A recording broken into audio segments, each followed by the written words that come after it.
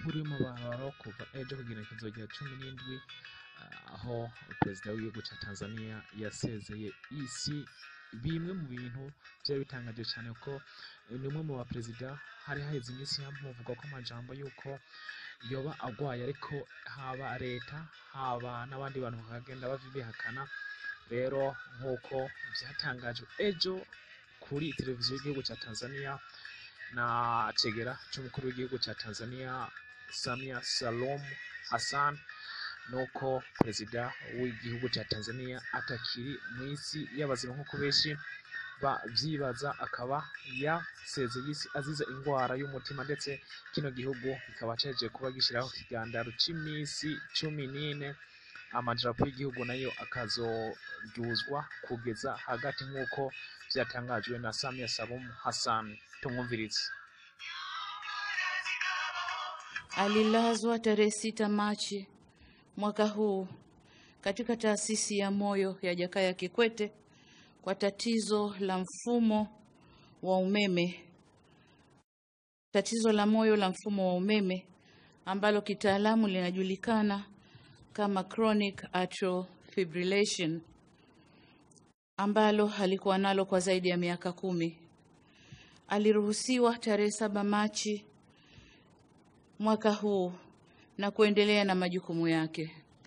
Tarehe 14 Machi mwaka huu alijisikia vibaya na akakimbizwa hospitali ya Mzena, ambapo aliendelea na matibabu chini ya uangalizi wa madaktari na wauguzi wa taasisi ya moyo ya Jakaya Kikwete hadi umauti ulipomkuta. Mipango ya mazishi inafanywa na mtajulishwa. Nchi yetu itakuwa katika kipindi cha maombolezo kwa siku 14 na bendera zitapepea nusu mlingoti. Bwana ametoa, jina lake lihimidiwe. Asanteni sana.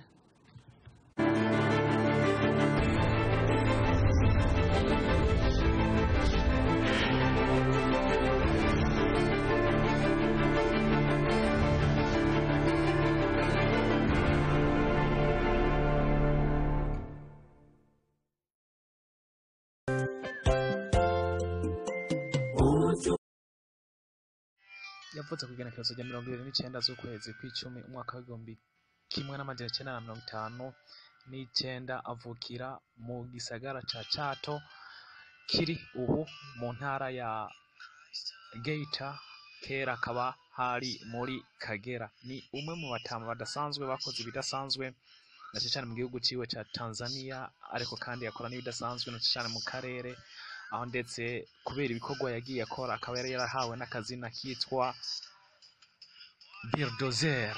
Akaba yari yapfiriye mu bitaro vya Jakaya Kikwete Cardiac Institute yishwe n'ingwara y'umutima nk'uko maje kuvyumva vyatangajwe na cegera c'umukuru w'igihugu ca Tanzania, naho kabari Samia Suluhu Hassan.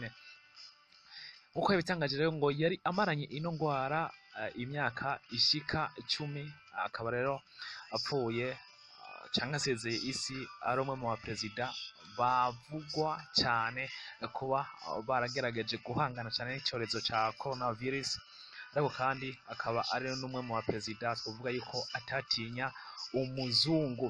Ese none perezida John Pombe Magufuli yari muntu ki yamaze iki muri ino myaka 61 apfuye amaze?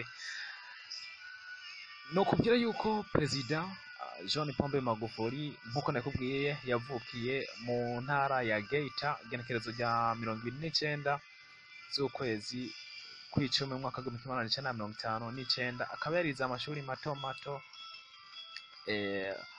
kuva mu mwaka wa 1967 gushika mu mwaka wa 1974 ku seminari kuri Chato Primary School, naho mu mwaka w'igihumbi kimwe mu mwaka wa 1974 akaba yarabandanije ku seminari yitwa Katoke, hanyuma aca abandanya yiga amashuri yiwe. Kuva mu mwaka wa 1981 yabandanije amashuri yiwe kuri kaminuza ya Dar es Salaam, aho yize na cyane kujanye na shimi n'ibiharuro ndetse no kwigisha.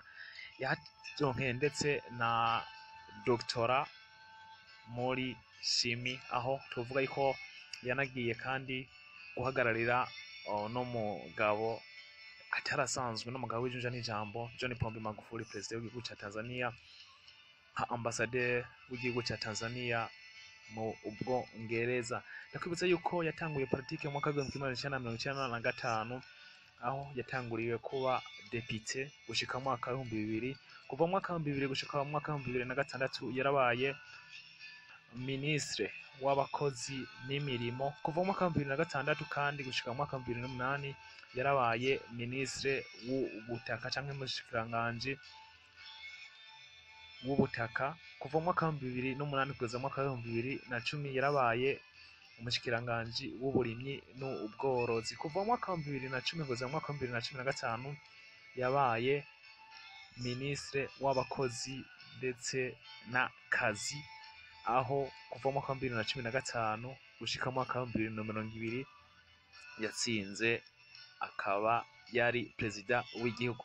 Kuva mu mwaka wa 2020 gushika ku igenekerezo rya 17 z'ukwezi kwa gatatu mu mwaka wa 2021 yararongoye kandi igihugu, no kuvuga yuko yararongoye igihugu imyaka 5 n'amezi ashika nka 6 gusa.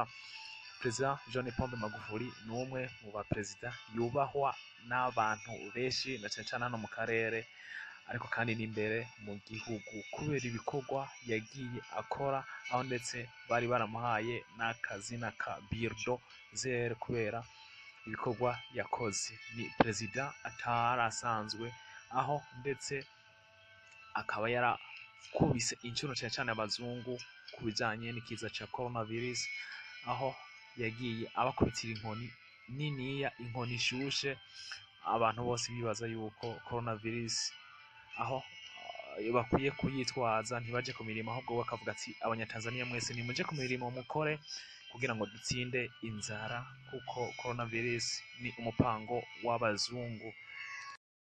Igenekerezo rya 3 z'ukwezi kwa gatatu nibwo ibihuha vy'uko agwaye byatangiye gusamiranwa hirya no hino, ariko igihugu cya Tanzania ndetse na guverinoma akaba yagiye ibitera utwatsi, aho ndetse bamwe n'abandi bagiye bavuga yuko yagiye kuvurirwa muri Kenya, abandi ngo mu Buhinde, abandi nabo mu Bwongereza. Ariko nk'uko bitangazwa n'uko byatangajwe, yasezereye isi mu gihugu ciwe cya Tanzania, nk'uko nakubwiye kuri Jakaya Kikwete Cardiac Institute.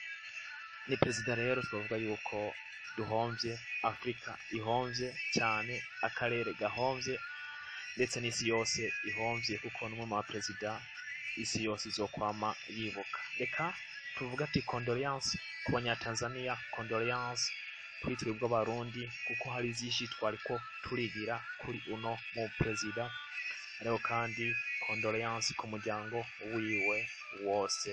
Thank you so much kuba twabanye neza namwe.